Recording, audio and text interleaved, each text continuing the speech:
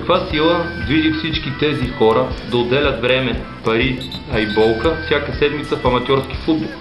Отговорът не е еднозначен. Една част са нереализирани футболисти, биват комплекси, като се живеят звездно. Друга част се носи по течението и е доволна да принадлежи към отбора. Малка част идват да разпуснат след ежедневното напрежение, като разпускането варира от пиене на биличка след мача с усмивка до ксузни и подлитане на бой. Като цяло всички обаче са примамени от тръпката на съревнования. Футболът е контактен спорт на его срещу его и това е може би единственото общо между всички тези хора станали играчи.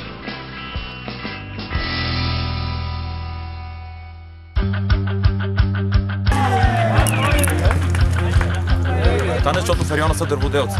Дърводелски отбор е факт.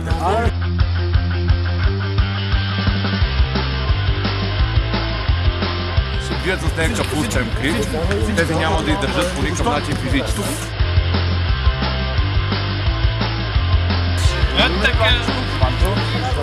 Бой за 12-то място в Б3 е това.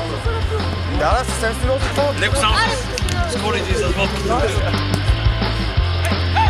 Сам!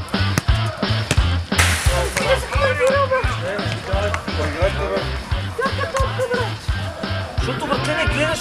Ма така съм решил да изиграш. Защо не гледаш? Защо да изиграваш грешно? Е така. Алелия, хвалак си взел на гърба ти се носи. Ама ти се метнал на корема нещо. Обърнал се, изробнал се. Тон за кой я прави, нещо не мога да съм. Хайде, мирмидонци, мачки, лего. Хайде, Ахили! Хайде, лего, човек!